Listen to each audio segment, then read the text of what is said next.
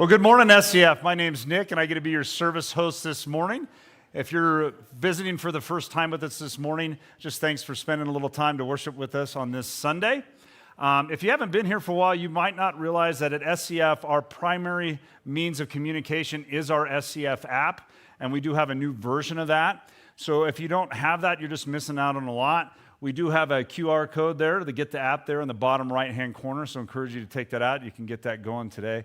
Has an incredible new events calendar that I love, right? You can do your giving, your online giving that way, and just a ton of other things. You got the teaching notes every Sunday. Also, we have a new texting feature that we're able to send text that kind of personalized to you, right? So it's going to be pertinent information. So we do have an opt-in on that, so it's not automatic. We promise we won't bombard you with a bunch of stuff. It really will be stuff that's pertinent to you. So that's the QR code there in the bottom left-hand corner. So we're about to start our new teaching series for 2025 next week, and we're going to be reading through the Old Testament together for the entire year. And we're encouraging people to do that within their community group, right? So a lot more to it when you're able to get into those smaller groups and actually talk about it, a lot more meaningful. So encouraging people to do that. Also here at SCF, we're very passionate about connecting people to Jesus through intentional relationships with one another. So if you don't have one of those community group opportunities, you're not currently in one, we'd love to have that conversation with you, and I'll be over underneath this Next Step signs after service. We'd love to talk to you about maybe what that could look like. So that entire series is going to be from the Bible Project, and it does start today. So a little different than when we did the New Testament a few years ago. This will be a read and then teach. So we got to start reading today for next Sunday's teaching. So a couple ways you can do that. One, you can go to the app, has a quick little link to the Bible Project. Also in the top right-hand corner, we got a lot of QR codes this morning, so you got to stick with me. And that top right, we got another QR code. It will take you right there, so you can start with that reading today. So a couple other events that are coming up that we'd like to point your attention to. First is mile markers. So that's going to start a couple weeks from now, January 12th. It's going to be a 5-week class based upon each Sunday. It'd be about an hour right after service based upon one of our next steps. So whether you're new to SCF or you just like to know what one of those next steps would look like for you, please, just encourage you to sign up for that. Also, we got a mission trip coming up. So we will have an informational meeting on that. It's to Costa Rica, so that's going to be next week. The 5th, it's going to be immediately after the service, so you can also find more information about that on the app. And finally, we're going to have that first Sunday of the month, right? So that means theology for everyone. And what are we going over on theology for everyone? Oh, Buddhism and Hinduism, right? So Jason will be doing that. If you're wondering what theology for everyone is, it's just exactly what it sounds like, right? It's theology for everyone. So don't need to have a special background or anything, but you get to come, learn something, ask questions, and be part of that discussion. So would love to see you here. That's next Sunday night. And then I'm going to turn it over to Rich, and he's going to get us prepared with the reading here. So if you could all please stand.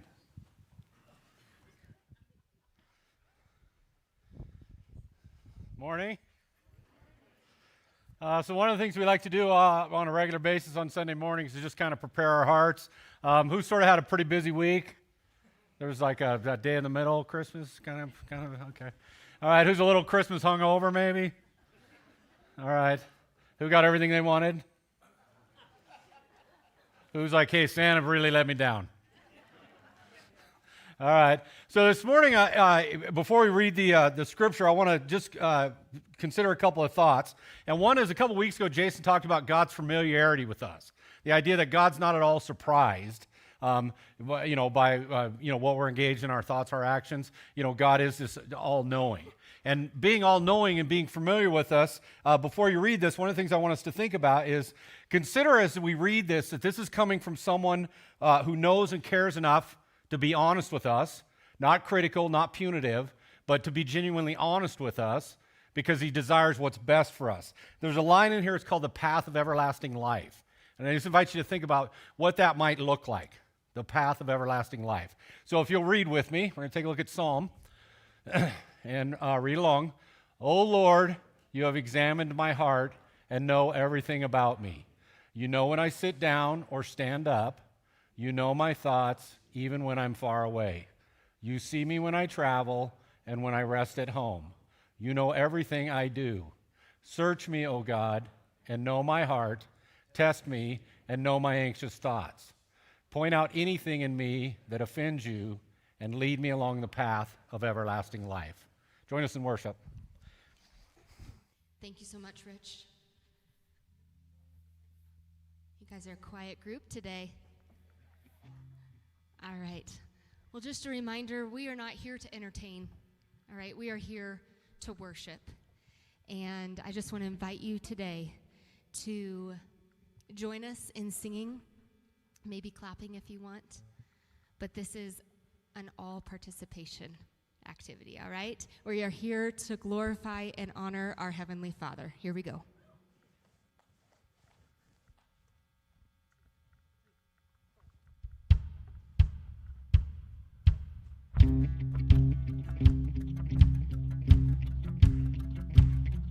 I raise a hallelujah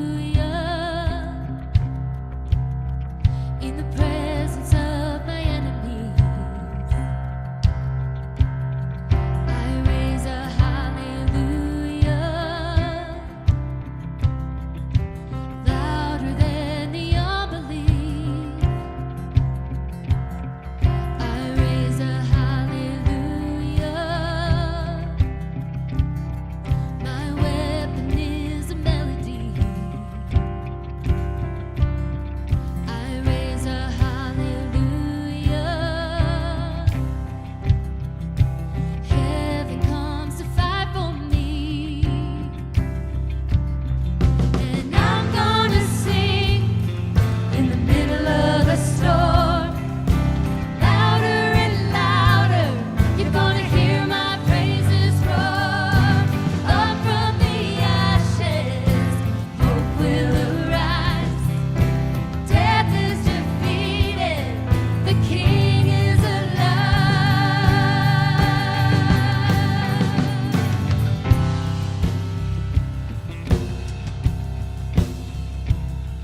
I raise a hallelujah with everything inside of me. I raise a hallelujah. I will watch the darkness flee.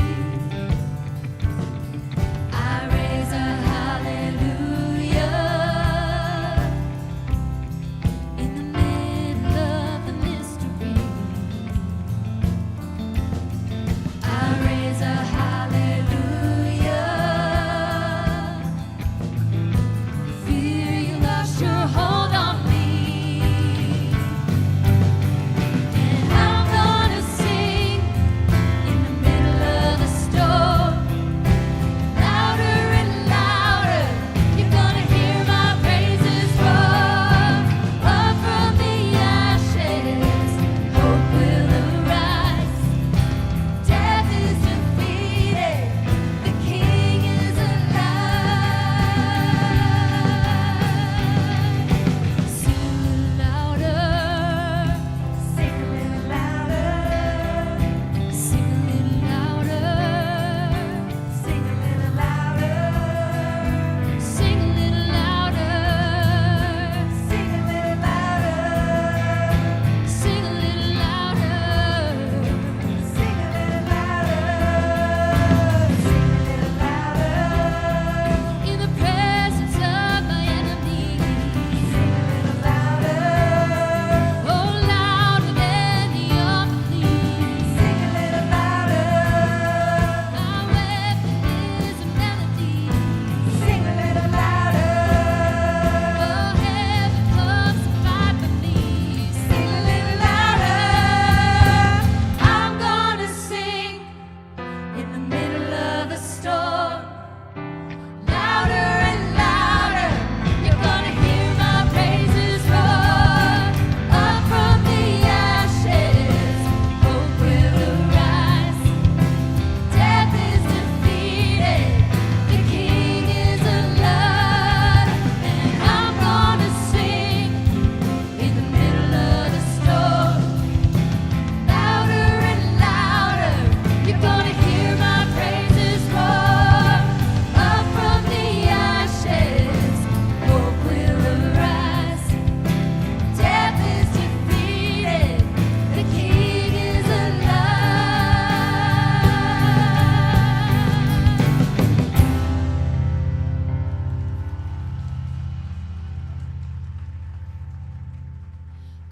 Christ is my firm foundation, the rock on which I stand when everything around me is shaken. I've never been more glad that I put my faith in Jesus, 'cause he's never let me down. He's faithful through generations.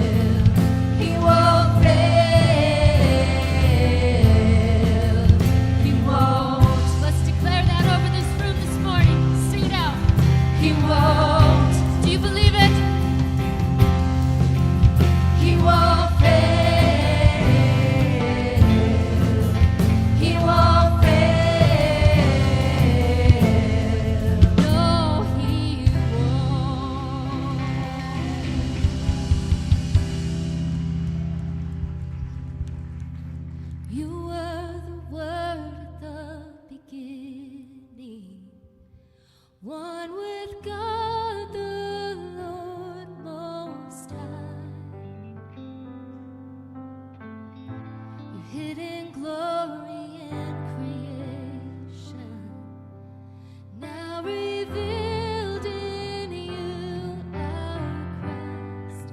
What a beautiful name it is. What a beautiful name it is. The name of Jesus Christ, my King. What a beautiful name it is. Nothing compares to this. What a beautiful name it is. The name of Jesus.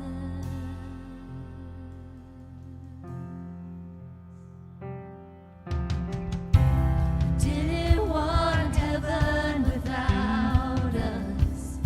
So Jesus, you brought heaven down. Oh, the sin was great, your love was greater. What could save us now? What a wonderful name it is.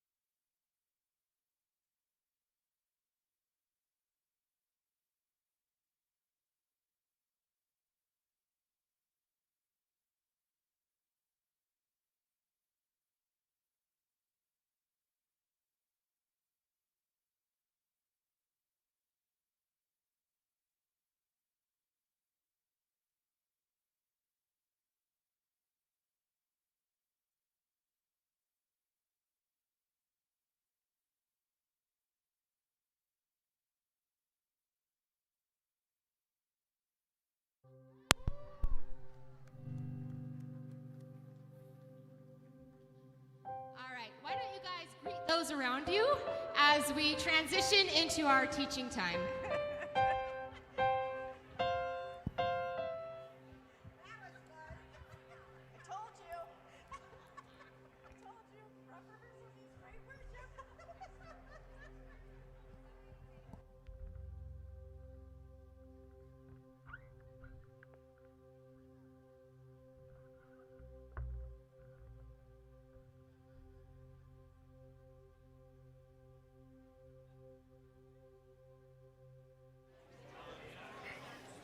Morning.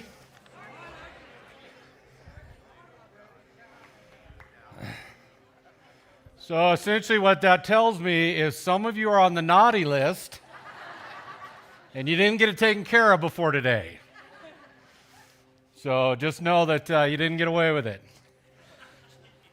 I don't know if you caught Nick's explanation of next year's reading plan. We're actually you want to start that reading today. So we're so pumped up here at SCF for 2025 that we're just going to milk January for an extra 3 days. So you want to start your reading plan today, and then for January's prayer focus, we're going to focus on self-care. So I'm going to ask you guys to read a prayer with me. So you can go ahead and stand up once again. So for the next 5 weeks, we're going to focus on this idea of self-care, taking care of ourselves. And this is the prayer we have. Nope, there we go. So read with me. So God created human beings in his own image. In the image of God, he created them. Male and female, he created them. Well, we are grateful that you have created us as physical, emotional, intellectual, relational, and spiritual beings. As we consider this new year, help us to be intentional in self-care. This week, we seek your wisdom and the discipline to care for our physical being. Help us to be intentional in enjoying all that you provide in experiences, nourishment, and opportunities for rest. Help us to pursue pleasure and practice moderation. Help us to care for our physical being, recognizing it was created in your image. You can have a seat. Thank you. Self-care is a big thing to me. It's one of those things I'm really passionate about, and I think it's one of those things we're not necessarily particularly good at. So a lot of times we get this message of it's not about you, or don't be self-centered, or whatever the case is. And one of the things I like to share with people is the concept of what I call equal value. So there's 8 billion people on the planet. None of them has any more value than me, but none of them has any less value than me. So I don't want to value me at your expense, but I don't want to value you at my expense. Unfortunately, we're not very good at this as human beings. So a lot of times we don't take care of ourselves, and as a result of that, we don't do a good job of caring for others. So the reason that self-care is so important to me is what I contend is one of the greatest things you can do for the people you care about in your life is take care of you. Because the higher level of contentment, peace, joy, satisfaction, whatever word you want to use, you possess, you're probably a more patient individual, a more kind person, you're probably a better parent, a better spouse, a better neighbor, certainly probably a better Christian. So as you think about working through this prayer over the next 5 weeks, I mean, one of the things I invite you to think about is what benefits the people in relationship with me is if I take care of me and have a high level of contentment in my life, and again, not at anybody's expense, but it puts me in a position to be more patient and kind and compassionate and generous and a lot of the things that we talk about. So I'm just going to invite you to sort of wrestle with that concept, because I know a lot of times we get this message of, think of others first, and not that those are bad things, but it's just the idea of I don't want to value you at my expense, but I also don't want to value me at your expense. So we're looking for some balance there.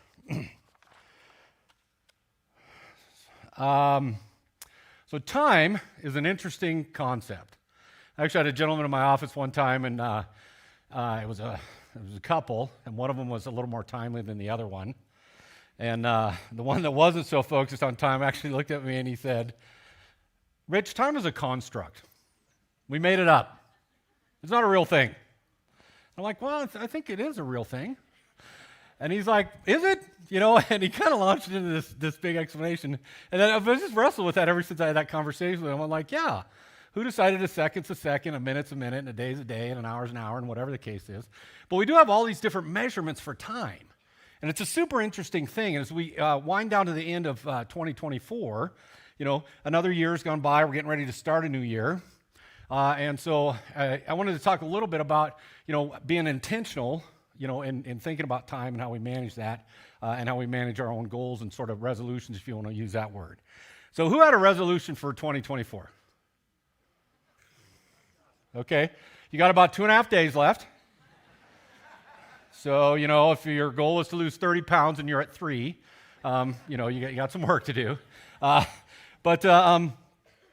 So one of the things I discovered, I did a little bit of research about the concept of resolutions. And so I came up with a couple of graphics here that I got from the Pew Research. So New Year's resolutions are more popular among young people. So I thought this was interesting. As I set up my desk and just thought about it while I was preparing for the teaching, I was like, yeah, maybe at 65 you just don't care anymore.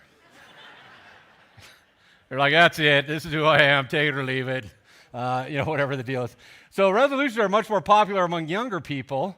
And then these are the most resolutions are focused on these next topics here. So most people focus on health, exercise, or diet. And so I thought that was interesting, and it made a lot of sense to me. But then I was like, relationships with family or friends was third on the list. I don't care I'm getting along with you guys. I just want to know how I look. So that was curious, and then they broke it down by different age groups about what people are interested in. And then I was super curious, 42% of the people is something else. I don't know, I just want something to be different. I don't know. So I thought that was kind of interesting. So just a little bit of data there. And then I looked out how successful people are at resolutions, okay? So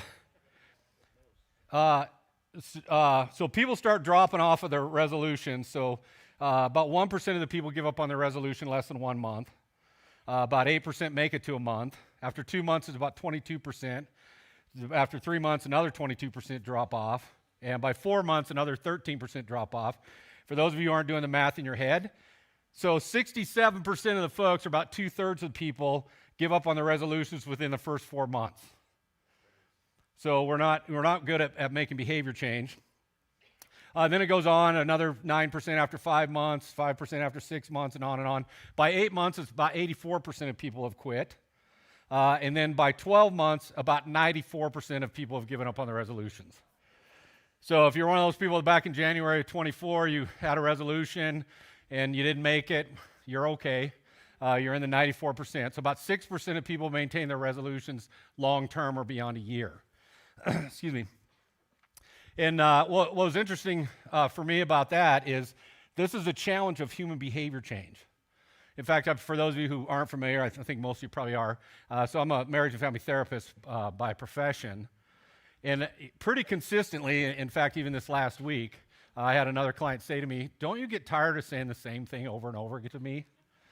And I was like, "No, I don't," because this is the reality of human behavior. It's very difficult to change.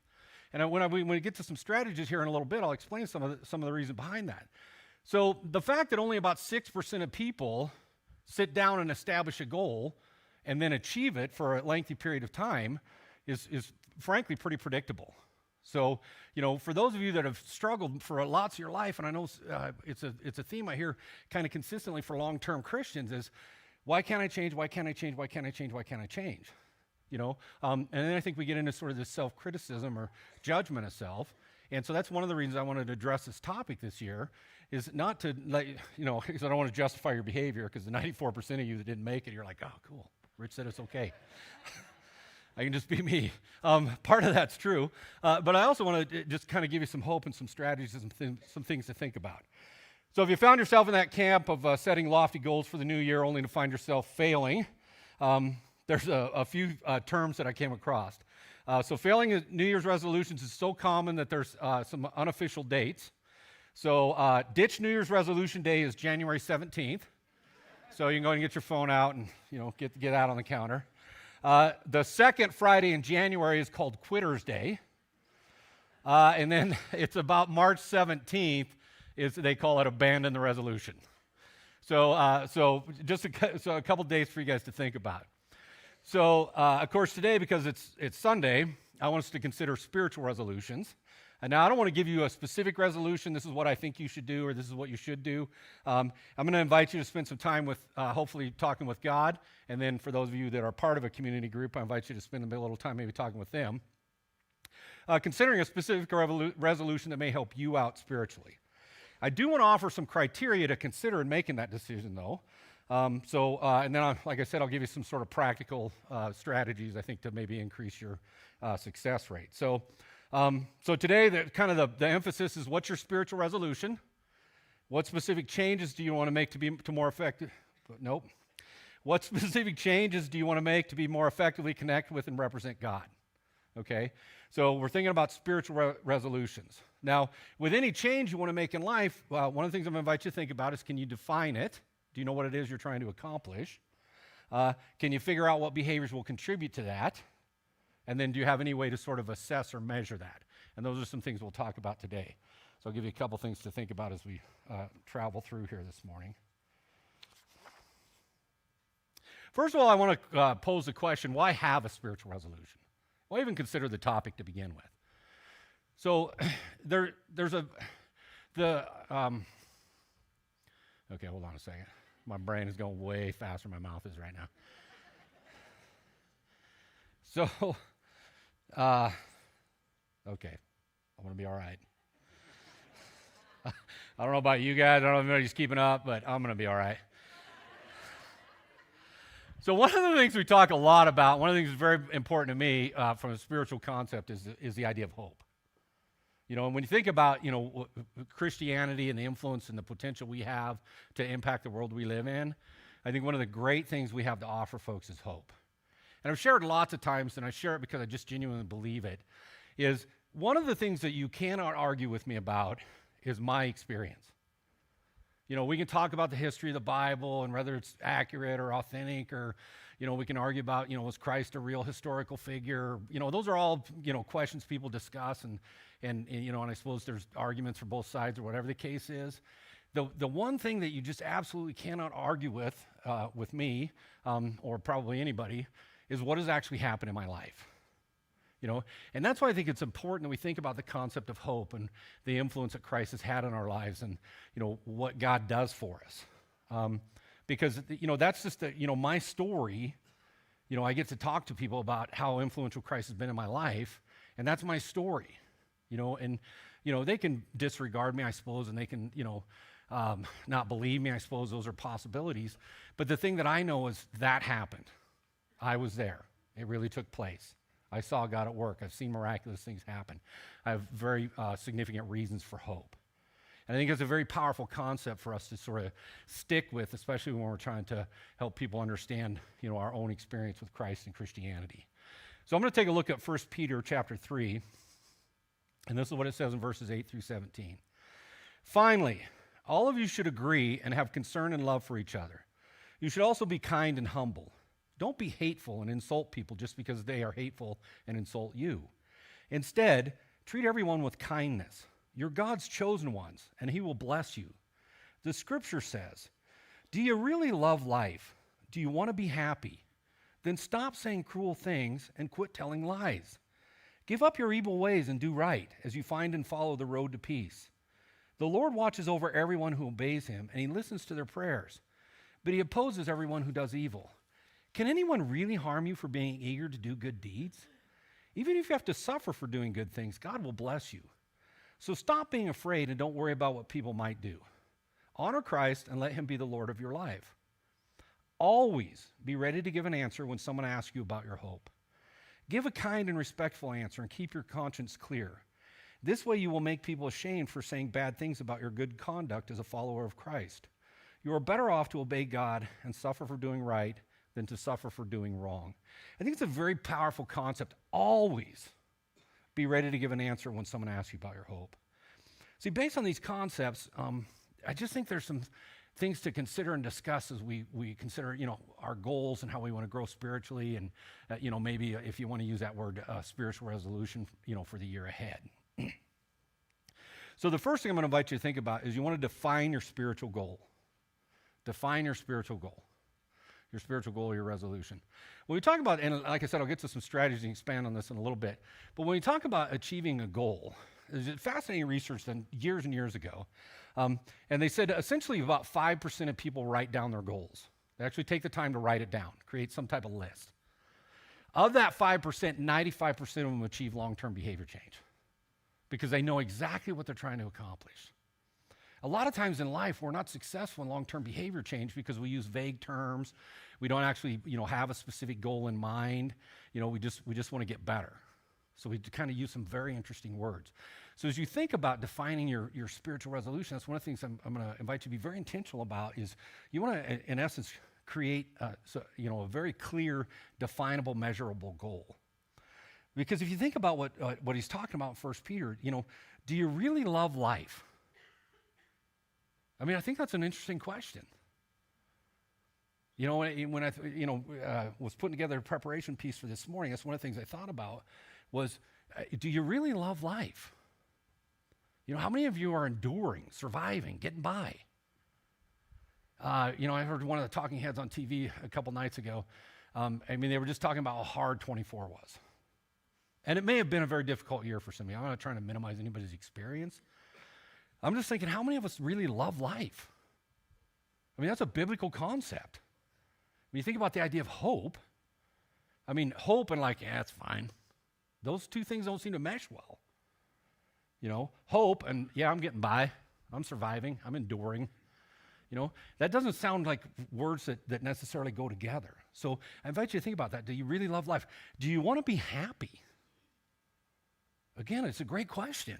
You know, I think, you know, it's not necessarily rhetorical in the sense that, you know, most of us would probably say, yeah. I mean, I don't know how many of you got up this morning and thought, man, I hope Rich talks about being miserable today. Really use a little misery in my life right now. No, it's just that idea, though. Are we intentional about it? Do we actually think about it? Do we pose that question? Think about following the road to peace. You know, are these words that describe your life? You know, are they words that would, you know, if people were going to describe your experience, is this the type of language that they would use? And then what are you doing that, you know, will make these words accurate? You know, so when you think about, you know, do you really love life? Do you want to be happy? Do you want to be on the road to peace? So years ago, who's 60 or older? All right, there's my people. I'm going to turn 60 in April. Yeah, so 60 is not old. Yeah, for those of you that are 30 and you think 60 is old, it's not. I used to think that. So, man, that's just all, nothing's connecting up there right now. Yeah, because I'm 60, there you go. Maybe 60 is old, I just didn't realize it. So here's a crazy thing. Since I'm off the rails anyways, let's just keep going. So yesterday, my wife and I celebrated the 41st anniversary of our first date. So thank you. So we were talking about time. I met my wife when I was 18. So if you'd have said, hey, Rich, you're 18. Do you think you're going to do anything for 41 years? I'd have been like, no. You know, and so time is just, it's such an interesting concept, such an interesting construct, you know, and I think, you know, a lot of times we lose sight of that because you know, I get it. Some of you are, you know, thinking the same thing. You know, I mean, when I was 20, 60 seemed pretty old. At 60, like 60, not so bad. So just give you a little perspective for those of you like, man, I hope I can at least organize my thoughts when I'm his age. You know, but anyways, I don't even know what any of that had to do with anything other than years ago there was a guy named Stephen Covey and he wrote this book, 7 Habits of Highly Effective People. Anybody read the book? Some great principles in there. One of the things that he talked about that just really caught my attention, and I will connect it to this, so we're not too far afield, is he talked about the idea of if somebody was going to give your eulogy, you know, if today was the day that they were having your funeral, what would you want people to say? And then he broke it into classes, like what would you want your children to say about you? What would you want your spouse to say about you? What would you want your coworkers to say about you? So he kind of posed all these questions, and then he had this, what I thought was just an awesome thought process. He said, what are you doing right now so that when you die, people can say those things and they'll be true? And I just thought that, you know, that it was just a great concept, and I just invite you to think about the same thing. You know, when Peter poses these questions to us, do you want to be happy? Do you want to have a life of hope? Do you want to have, can you explain where your hope comes from? One of the things I invite you to think about is what are you doing right now so that those things are true? Those statements are true. People can say that about you in the moment or in the present or in the future. So as you think about sort of developing, you know, some strategies, some goals, some resolutions, that's what I invite you to think about is what are you doing right now so that those statements about you will actually be true?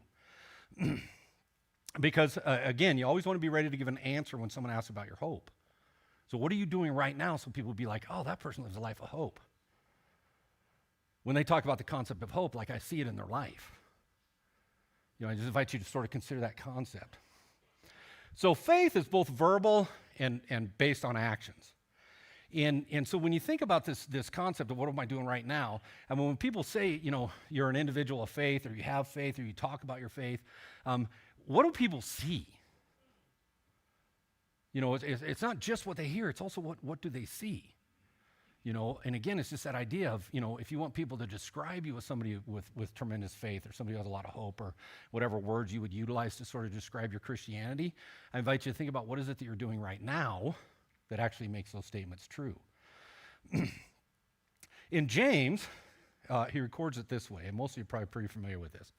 In James chapter 2, he says this, What good is it, dear brothers and sisters, if you say you have faith but don't show it by your actions? Can that kind of faith save anyone? Suppose you see a brother or sister who has no food or clothing, and you say, "Goodbye, and have a good day. Stay warm and eat well." But then you don't give that person any food or clothing. What good does that do? So you see, faith by itself isn't enough. Unless it produces good deeds, it is dead and useless. Now, someone may argue, some people have faith, others have good deeds. But I say, how can you show me your faith if you don't have good deeds? I will show you my faith by my good deeds. You say you have faith, for you believe that there is one God. Good for you. Even the demons believe this, and they tremble in terror. How foolish. Can't you see that faith without good deeds is useless? Don't you remember that our ancestor Abraham was shown to be right with God by his actions when he offered his son Isaac on the altar? You see, his faith and his actions worked together. His actions made his faith complete. And so it happened just as the scriptures say. Abraham believed God, and God counted him as righteous because of his faith. He was even called the friend of God. So you see, we're shown to be right with God by what we do, not by faith alone. Rahab the prostitute's another example. She was shown to be right with God by her actions when she hid those messengers and sent them safely away by a different road. Just as the body is dead without breath, so also faith is dead without good works. So James talks about the idea of verbalizing faith, but action displays the faith. So this contributes to the goal or the resolution. So the second thing I'm going to invite you to think about is identify what is contributing to achieving that goal or your resolution. So not only do you want to define your goal, figure out what it is you're trying to accomplish, but you want to take a look at your language and your behaviors. Do those things actually contribute to the goal you're trying to achieve? The beauty of defining the goal is then it becomes a very easy conversation of, yes, this contributes to the goal, great. It's probably an effective strategy. Or this doesn't contribute to the goal, probably not an effective strategy. But there's value in being able to identify this. Now, when you get in a conversation, you start thinking about, spiritual resolutions. One of the places I invite you to sort of take a look at, and I know we're asking you to read the Old Testament, get started this week, and so that's certainly part of the conversation. But one of the places to just take a look at very practically is the book of James. So James just wrote some, real kind of direct, clear stuff, and he tries to do a good job, or tries to. Guys in the Bible tries to do a good job, and it's all right, but that's not all effective language. What James does is he creates the opportunity for us to go, oh, okay, this is what it looks like, because I think a lot of us are good at discussing it and thinking about concepts, and talking about faith, and I think James does a pretty practical approach of hey, this is what a life of faith looks like. These are some of the actions to consider. So it's just a great reference point as you start to think about, hey, as I pursue Christ, as I display hope, as I look for, a life that's worth living, the idea of being happy. I think there's just some real practical stuff in there. So if you get the opportunity to kind of dig through that especially with your small group, I invite you to do that. The thing about it is action is the product of faith. So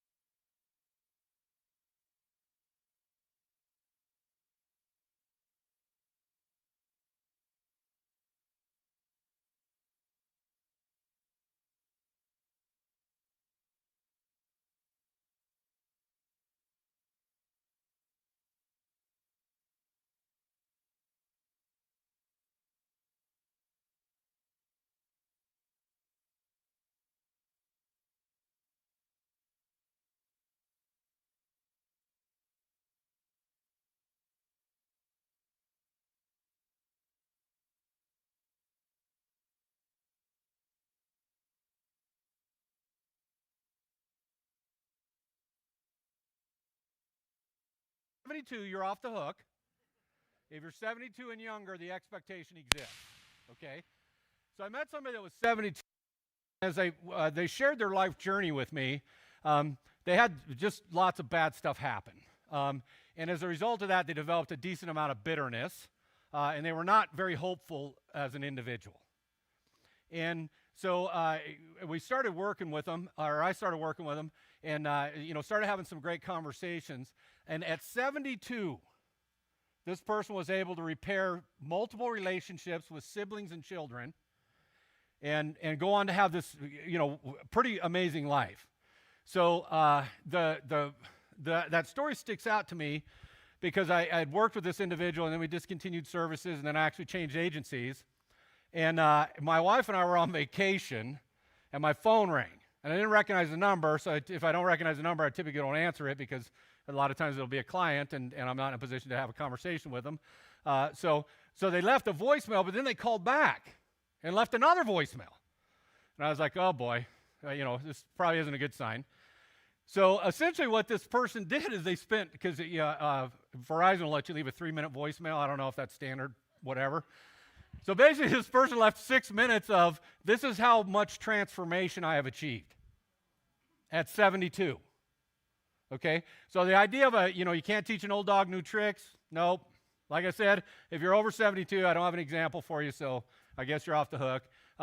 Beyond that, the potential for change exists. All I'm saying is it requires some intentionality. Now, the other thing I invite you to think about, okay, is, God, the creator of the universe, is willing to partner with you on this. So it's not so much that I have to make all this change on my own. I think this is one of the things we don't take full advantage of. I literally have access to the Spirit of God to help me transform. So one of the things that I don't think we fully appreciate in our faith is access to that. We somehow have this idea, I got to do it all on my own. Now that's further complicated by the Western culture of, what I call the John Wayne mentality, which I realize, again, is probably too old a reference for some of you. But it's just this idea, I'm just going to do it on my own. If it's to be, it's up to me. I got to be the Lone Ranger, all this sorts of stuff. We don't, because we have access to God, the creator of the universe. So, if you're kind of in and out and you've been distracted by lots of things this morning, that's fine. Take this with you. You are not by yourself. Okay, everybody in here's got the access to God and his ability to transform your life. Now, I want to give you just sort of some practical strategies to pursue change and then kind of wrap things up here. So the first thing I'm going to invite you to think about, and this is the value of defining the goal. Okay, if plan A is working for you, then stick with it. You just got to be honest with yourself about whether or not it's working. One of the things that I share with people, one of the greatest things about being a human being, and probably equally one of the worst things about being a human being, is adaptability. You will get used to anything. And once you get used to it, it becomes familiar. Once it becomes familiar, it becomes comfortable, and then it becomes quote-unquote normal. This is why people stay in ineffective careers or ineffective relationships or whatever the deal is because I just get used to it. And then once I get used to it, then it's fine. It's normal. So one of the things that I invite you to think about is to be honest with yourself about assessment of the quality of your life. And when Peter poses that question, do you want to be happy? Do you want to live a life of hope? Can you actually answer that question with any level of authenticity, with any level of accuracy? Do you have any criteria to sort of evaluate that? Or do you just kind of give it the polite, like, yeah, that's fine? So what is it that you utilize to sort of evaluate that life is happy? One of the things about adaptability, one of the things I like to share with people is fine good enough? Do you want to get to the end of your life and look at things like your relationship with God, your relationship with your spouse, your relationship with your children? Do you want to get to that point in your life and go, yeah, it's fine. Wasn't bad. Or are there certain things in your life that you want to get to the end of your life and go, that was awesome. That was amazing. I squeezed every drop I could out of that. I don't know how much hope you present if your relationship with Jesus Christ is fine. It's not bad. I mean, is that the way you want to describe certain things in your life? So I just invite you to think about, is fine good enough? Or do you want to pursue something else? One of the things that helps us to achieve long-term behavior change, I got way out of order here, so I got lost there for a second, is you want to celebrate success. This is something we're not good at, okay? Because we either go to the extreme, or we just don't acknowledge effective gains. One of the things that is worth considering, especially when you think about spirituality, is what I call the journey concept. Like, there's not a destination. It's not like at some point I'm going to wake up and go, all right, cool, I'm Christ-like now. Finally got there. Not sure what I'm going to do the rest of my life. No, it's this idea of I'm on a journey to be Christ-like, acknowledging the fact that I will never achieve it. Okay, I shared that with you several months ago, is, I'm pursuing a goal that, frankly, I know I'll never get there. Nobody's ever going to confuse me for Jesus. Okay, but I want to pursue that. I want to be on that journey. And as I'm on that journey, I want to acknowledge gains. I want to celebrate success. This is a value of being part of a community group, being connected with other people, because one of the things human beings are not good at is objectivity. I either get into my ego state, I'm better than I think I am, that's usually not very effective, or most of us are way more comfortable in my shame state. Here's all the stuff I do wrong, here's all my inadequacies, whatever the case is. That's not effective either. I want to be in a sort of a more objective state where I can go, okay, yeah, this is effective, this is working well, I'm making some gains. Yeah, there's still some room for growth. So one of the things I invite you to think about, and this is the value of being in community, is the ability to celebrate success. When I'm able to make effective gains, when I grow spiritually, when I develop a deeper understanding of Christian principles, I want to be able to acknowledge that. And it's great if I can share that with other people. In 12 steps, folks that are in recovery, one of the phrases that you often hear people say, relapse happens. Okay? So sooner or later, as you go on this journey of spirituality, you will at some point be yourself. Okay? I like to just say at some point you'll be human. All right? So perfection cannot be the measure. So sooner or later I will get frustrated. Sooner or later I won't express hope effectively. Sooner or later I will get angry. Sooner or later I will do something relationally ineffective because I'm a human being. And like I said in the very beginning of the preparation, God is not at all surprised by that. Okay? And frankly, most of the people on the planet are not at all surprised by that. Because sooner or later I will act like a human being. That doesn't mean I'm back at square one. It doesn't mean I failed. What it means is it gives me an opportunity to figure out how can I learn from this. One of the things that we do when folks relapse in drug and alcohol treatment is we talk to them, what did you learn? How can you prevent that from happening again? You had a negative consequence. The goal is to not recreate that. All you can do is learn from the experience. So when you act like a human being, and likely you will, if I spend enough time with the people you live with, they'll be like, oh yeah, they act like a human a lot. When that happens, you want to figure out, hey, well, what can I learn from that? How can I grow spiritually? How can I be more effective? How can I express hope more effectively? Two more things before I sort of circle the wagons here. Language matters. Everything I say out loud to you, I say to me. And I listen to me all day long. And this is one of the challenges when I talk to people about human behavior change. This is one of the challenges I invite people to consider. What are you saying to you about that? How many of you went to bed last night and thought, I hope tomorrow's really hard? I hope tomorrow's going to be really difficult. I hope tomorrow's going to be really stressful.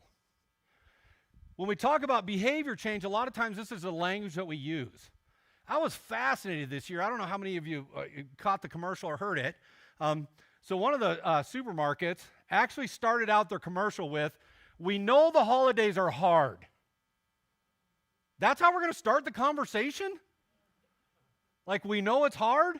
I mean, I get it as a marketing strategy. Then they're like, tell you how they're going to make your life easier. I mean, that part made sense to me. I just thought, this is the power of language. I mean, how many of us, like back in October, were like, oh man, the holidays are stressful, the holidays are hard, oh, it's blah, blah, blah. What are we telling ourselves? You know, and when you think about, establishing a goal, having a spiritual resolution, I don't know if you want to start that conversation out with, this is going to be really hard, can't wait to get started. Versus the idea of like, oh, this will be different. Different is different till it stops being different. Hard is just hard. You know, and a lot of times we set ourselves up by the language that we use. So I invite you to think about, as you propose changes and you think about your journey and you think about a spiritual resolution, don't describe it as hard or difficult or whatever, because you're setting up your brain to go, oh, okay, this is going to be hard. So this is why I don't get started. This is why I quit after a month. I told myself this was going to be hard, and it was. And then all of a sudden I quit doing it. So I invite you to think about the language that you use. The other thing I'm going to invite you to think about, and you pick whatever category you want, industry, athletics, academia, whatever it is, I want you to think for a second, can you come up with a single example of somebody who can honestly say, this was all me? I achieved this accomplishment entirely on my own.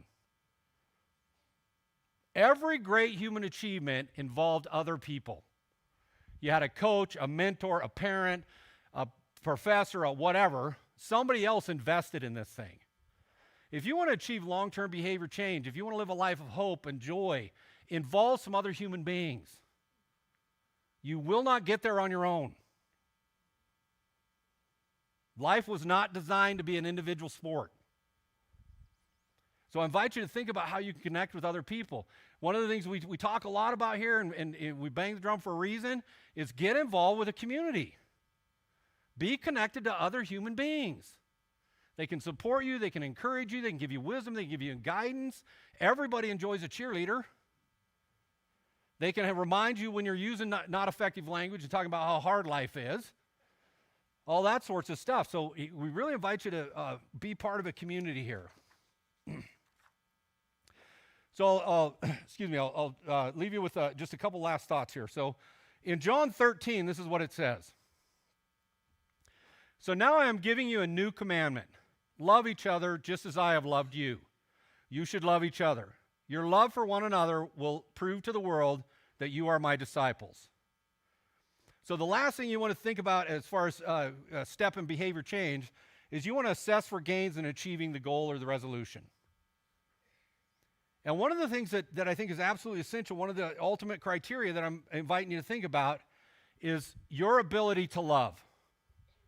Your ability to love yourself, your ability to love God, your ability to love others. What are the behaviors in your life? What are the practices in your life that effectively convey love to others? Because I'm telling you, if we're going to be effective in representing Christ well, it has got to involve love. Because love is a way to convey value. And when you can convey to another human being, you matter. You matter because you're created in the image of God. You matter because I believe you're created in the image of God, and I want to treat you that way. When you can actually convey value to people, you matter. That is a tremendous source of hope. And if we can effectively convey hope and love, I think Christianity looks pretty exciting. I think it's way beyond fine. It's really something that has the opportunity to alter people's lives. And like I said earlier, we can discuss all kinds of theological concepts and all kinds of historical data and whatever the deal is. I'm telling you, what Jesus Christ did in my life happened. Nobody gets to argue that. Nobody gets to dismiss that. And the two of the things that stand out to me, what Jesus Christ did in my life, he gave me hope, and he gave me a reason to love. And that has been conveyed to me over and over and over again in a variety of different relationships. So as you think about establishing a spiritual resolution, I'm going to invite you to think about, can you assess the criteria? Does it at some point involve the concepts of love and hope? So either on your way out, and a couple of you maybe even on your way in, you're going to get a homework assignment. So I was told, one of the ushers told me this morning, they were like, you can't give out homework, Rich. People won't come back. So apparently not real fond of school. But this is a card stock, and it's just a prompt for you, and it just poses the questions. Identify spiritual resolution. What actions, behaviors would contribute to achieving that spiritual resolution? Identify the criteria you would use to assess if you're making gains. And then because I'm a generous instructor, I gave you the option for extra credit. So the extra credit is involve another human being in this conversation. So on your way out, I just invite you to grab this, spend a little bit of time having a conversation with somebody, excuse me, and think about, establishing some spiritual resolutions, some spiritual goals to sort of help you on this journey. And the thing that I'm going to invite you to think about is, can you effectively convey love and hope in a world that doesn't have a lot of love and hope? And like Jason talked about before, it's the idea of, can we be a part of bringing heaven here, rather than this idea of we're just going to endure and survive until we get to heaven. That sounds pretty self-serving and pretty selfish. I'd much rather attempt to bring heaven here, convey that message to other people, celebrate that with them as I wait to spend eternity with Christ. Appreciate your patience this morning. I think Nick's going to come up here and see if we can get out of here before the lights go out again.